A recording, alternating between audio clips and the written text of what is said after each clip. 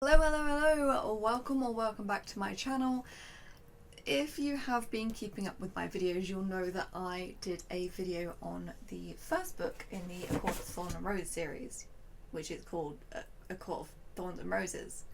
In that video, I said that a friend of mine told me that the fourth book, Court of Frost and Starlight, is pointless.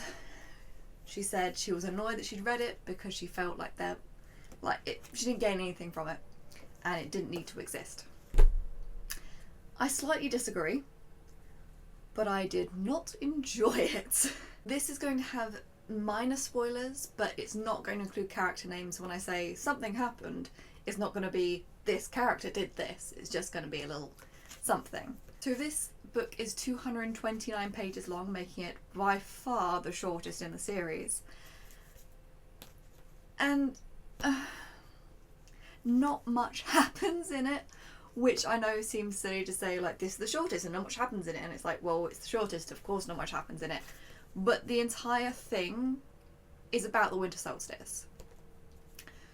So about halfway through, we stop getting recaps from the previous books at the beginnings of chapters, and we almost get to the winter solstice itself. The entire first half of the book is full of recaps, and as I said, like, we're continuously getting these recaps that we've already had in previous books as well, which, to be fair, if it's been a year and you're reading this, you might need those recaps, but also those recaps aren't important in this story, mostly. And the rest of it is mostly just talking about how they're going to celebrate the solstice, what presents they need to get for people, and lots of indecision about that. That is the majority of this book. There's not really much else going on for the first half of the book. There was something that was a little unsettling about it. Firstly, not all of this book is from Feyre's point of view, which the first one was. We've since had books that had some chapters from a specific other character's point of view, which this includes as well, but this also includes a bunch of other characters. The unsettling part of it is that Feyre and the other character are still in first person, but the other characters are third person. Weirdly. It's just a little strange, and it took me a while to realise why it was so weird going between characters, and yeah, that's it. I will say that I think this has a point. I think the character's point of view is changing and everything is for a reason. The reason being that the next book, and the final book so far, although there is another one in the works, which is A Court of Silver Flames, doesn't follow Feyre. Sort of. None of this is from Feyre's point of view. It is only from two other characters' points of view, and it follows their story. And a little bit of Feyre's and stuff still. She's still in here, but she's not really the main character anymore. So I think this is meant to bridge that gap between the two books, to get used to that, and there is some like wrapping up of some of the storylines that are specifically to do with Feyre, so that you don't have to sort of learn about that in this book that isn't about her. So I think it has a point there, and I think there is a bit of reason to read this, but this seems to have taken me so long to read. Not in time to read it, but in days to read it, because I just did not want to read this book, and I was struggling to want to read over an hour at a time, which the other books weren't like that. The other books I wanted to just keep reading. So it was quite new for this series for me.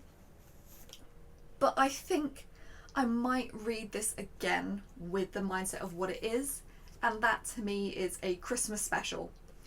If this sort of thing, if it was a TV show, like Doctor Who, and each series has the arc going over, and this would be the winter special that has little to do with anything else. Maybe a little bit of not quite premonition, hinting for the beginning of the next series, sure, but it doesn't feel like a book in its own right. Another thing that I thought about is Malorie Blackman's Noughts and Crosses series had a World Book Day book come out, which was just a little bit extra, didn't really need to read it, but it was a little bit of fun. And that's what this sort of felt like, but a lot bigger than a World Book Day book. For those who don't know, World Book Day is something that we celebrate in the UK. I assume other countries as well, since it's called World Book Day, but I couldn't really find anywhere else that celebrates it. In the UK, there are a bunch of usually children's authors, or maybe entirely children's authors, I'm not sure, that write some really short stories, and they are £3/£1, or they used to be £1, I don't know if they are anymore. So each child gets a World Book Day token which they can redeem for one of these books. Or if you want multiple, you can spend just £1 or whatever it is these days and get one. And the idea is just so that children get books, basically. And that's sort of what this felt like, just a little insert into the series. A little bit of fun, little Christmas special. Which I think if I read it as a Christmas special, that might be good. But the second half of it was so much more enjoyable than the first half. It is ridiculous. So those are my thoughts on this book specifically. I will do a video on the series as a whole, which will probably come out the following week of this video, or maybe the one after it. So keep tuned if you want to watch that, or stay tuned, whichever you want to call it. I think that's the rest of my thoughts on this. I haven't done a book review on it, like a rating. I'm not really sure what to rate it. I'm thinking maybe 3 or 2.5 stars, which isn't actually that bad, because I did quite enjoy the second half of this. It's just the first half where they're not even mostly talking about ideas of presents to get people. They just, I don't know what to get this person. I've gone shopping, I still don't know what to get them. And I guess it's meant to be a surprise for us as well. Like, they open the present like, oh yeah, that person got the perfect present, that's amazing. But it sort of feels like we didn't actually get the thought process to get that present in most of them, so it's a little strange. That's all I'm going to say on that. It might be a skippable one if I read the series in the future. Okay, until next time, bye.